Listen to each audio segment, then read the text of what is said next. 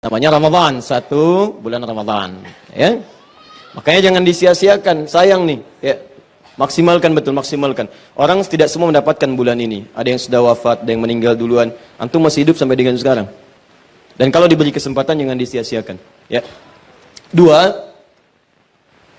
ada lagi bulan yang langsung diisyaratkan oleh Al-Quran, nggak tanggung-tanggung. Allah menyebutkan langsung isyaratnya 4. Jadi kalau kita rincikan, ini 1 tambah 4 berarti 5. 1, 2, 3, 4, 5. Nah, begitulah ya nanti 5. Nah, yang 4 ini, dalilnya di Quran, surah 9, tadi, sudah Anda baca, ayat 36. Teruskan ayatnya. Inna iddatash syuhuri indallahi 12 syahran fi kitabillah. Yauma khalaqas samawati wal arda minha arba'atun hurum. Awas, fokus ya. Kata Allah, setahun itu ada 12 bulan. Dari 12 itu, awas, ada yang diistimewakan. Selain bulan Ramadan, kata Allah, ada 4 lagi yang diistimewakan. 4 itu yang disebut dengan bulan hurum namanya. Hurum. Hurum jamak dari kata haram. Nah, maka dari sini saya turunkan dulu teman-teman sekalian. Yang 4 ini apa saja? Saya agak cepat ya. Minha arba'atun hurum. Kata Nabi, waktu terus berputar, manfaatkan untuk beramal. Kalau ada kesempatan jangan ditinggalkan, karena engkau tidak bisa mengulangnya. Nah, di antara itu ada 4 yang istimewa. Perhatikan baik-baik. Thalatha mutawaliyat, 3 berurutan. Dzulqa'dah, bulan ke-11. Dzulqa'dah. 2, Dzulhijjah. Yang 4 ini Dzulhijjah, bulan ke-12. Sudah? Kemudian Al-Muharram, pakai alif lam. Al-Muharram. Jadi yang tepat itu penulisannya pakai al, ya. Muharram sering disebutkan demikian. Tapi kalau ingin lebih tepat menggunakan al, Al-Muharram. Kemudian yang terakhir Rajab Mudhar alladzi baina Jumada wa Sya'ban. Rajab. Ini dia. Fokus. Jadi kalau kita sandingkan di ayat tadi, ada yang menyebut Ramadan, ada yang menyebut 4 bulan istimewa. Jadi kalau kita hitung 1 tambah 4 berapa jumlahnya? 5. Nah sekarang mari kita urutkan. Ramadan bulan keberapa? Oh, 7 apa 8? 9, tuh kan? Ramadan bulan 9. Terus, Dzulqa'dah bulan berapa? 11. Ingat bukan Dzulqa'dah ya, yang tepat Dzulqa'dah. 11. Dzulhijjah 12. Al-Muharram bulan pertama. Baik, Rajab bulan ke-7. Ini diantara 5 yang diistimewakan, disyaratkan dalam Al-Quran, disebutkan, dirinci oleh Nabi. Pertanyaannya, fokus. Sekarang kita ada di bulan yang mana di antara 5 ini? Rajab. Itulah dasar tadi saya katakan kita sedang berada di bulan yang istimewa.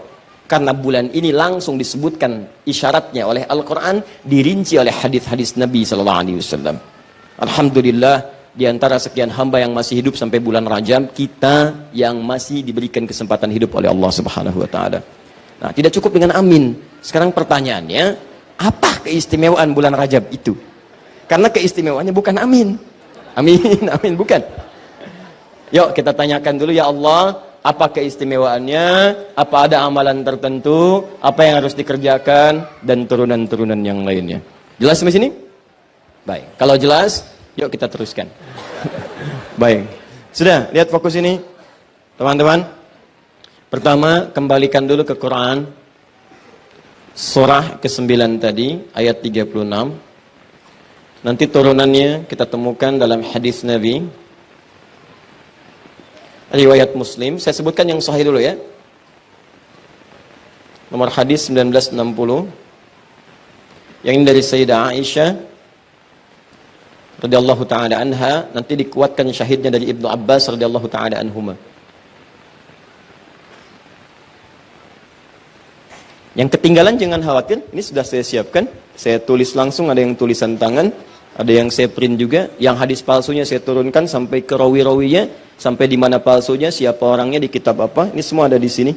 Ya, sampai yang bahasa Arab juga ada, kalau nanti yang mau pakai bahasa Arab, khusus spesial, saya kasih tanpa harokat. Nih. Ya, alhamdulillah.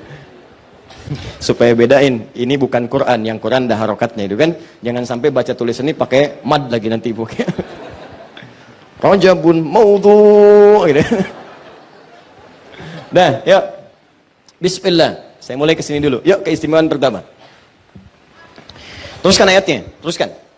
Minha arba'atun hurum. Fala tazlimu fihinna anfusakum. Ada ayatnya? Fala tazlimu fihinna anfusakum. Teruskan, yang Quran surah 9 ayat 36. Maka pertama, keistimewaan pertama, Allah menyampaikan khusus di bulan-bulan yang 4 ini dikenal dengan bulan hurum. 3 berurutan, Dzulqa'dah, Dzulhijjah, Al-Muharram, plus dengan Rajab. Plus dengan Rajab yang kita sekarang ada di dalam, ya. Baik. Maka pertama kata Allah, fala tazlimu fihinna anfusakum. Jangan berbuat zalim khususnya di bulan-bulan itu. Fala tazlimu, jangan berbuat zalim. Satu, ini dia. Ada larangan langsung dari Allah menekankan khusus di bulan-bulan ini. Ya, perbuatan zalim dilarang di setiap bulan. Dilarang. Ya, maaf, dari bulan Al-Muharram sampai ke Dzulhijjah, setiap detiknya, menitnya, bahkan jamnya, bahkan semuanya dilarang berbuat zalim. Zalim itu secara ringkas, zalim itu bermaksiat, maksiat, menempatkan sesuatu bukan pada tempatnya. Awas, menempatkan sesuatu bukan pada tempatnya. Salah tidak? Salah. Misal, gampangnya begini. Ini gelas menampung air untuk minum. Ada gayung menampung air untuk mandi. Ada orang minum pakai gayung, mandi pakai gelas. Salah tidak? Salah. Nah, kata Allah begini, maaf, jangan berdusta. Wailul lil mukadzibin. Dusta itu kan salah. Kata Allah ayatnya jangan berdusta. Lalu ada orang berdusta. Salah tidak? Berarti orang itu zalim. Paham?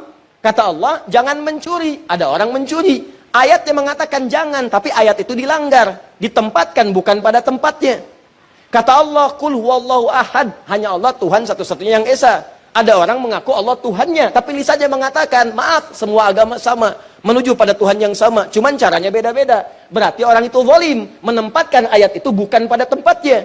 Pencuri tidak menempatkan ayat itu bukan pada tempatnya. Pendusta tidak menempatkan ayat larangan berdusta pada tempatnya. Sehingga ketika ayatnya tidak digunakan, dia berdusta. Nah, menempatkan sesuatu bukan pada tempatnya, itu disebut dengan zalim perbuatannya. Ketika zalim itu menjadi salah, maka kesalahannya disebut dengan maksiat namanya. Paham? Ya, asa menyalahi perintah Allah subhanahu wa ta'ala. Maksiat, perbuatan yang dianggap salah oleh Allah dan Rasulnya. Jadi kalau kita ingin terjemahkan secara singkat, zalim itu secara singkat perbuatan maksiat yang dilarang oleh syariat. Kalau sudah maksiat berarti melahirkan dosa, begitu rumusnya. Maksiat lawannya taat. Awas, awas, hati-hati. Taat melahirkan pahala. Lawan dari taat, maksiat, maksiat melahirkan dosa. Di Quran itu cuma ada 2. Imma taat untuk dikerjakan, atau maksiat untuk ditinggalkan. Makanya agama itu sederhana. Kerjakan, do it, kerjakan. Atau leave it, tinggalkan. Kalau ada perintah kerjakan, itu pasti amal soleh, taat. Kalau ada perintah tinggalkan, itu pasti maksiat. Contoh, kita ambil turunkan misalnya taat terkait dengan ketaatan, perintah-perintah amal soleh. Amal soleh, salat. Alladzina yu'minuna bil ghaib wa yuqimunas salat. Wa mimma razaqnahum yunfiqun, ada infak. Ya ayyuhalladzina amanu kutiba alaikumus siyam, puasa. Ya, ada haji, ada umrah dan sebagainya, ada Al-Qur'an. Ini semua terkait dengan ketaatan. Perintahnya pasti kerjakan, kerjakan, kerjakan, kerjakan. Lebih dari itu ada larangan. Ya ayyuhalladzina amanu la yaskhar qaumin qaum. Hai orang-orang beriman, jangan saling mencela, jangan. Hai orang-orang beriman, la yaghtab ba'dukum ba'dha, jangan saling bergibah. Quran surah 49 ayat 11 sampai 12. Jangan cela, jangan berselisih, jangan gibah, gosip, jangan bertengkar, jangan mencuri, jangan berzina, maksiat.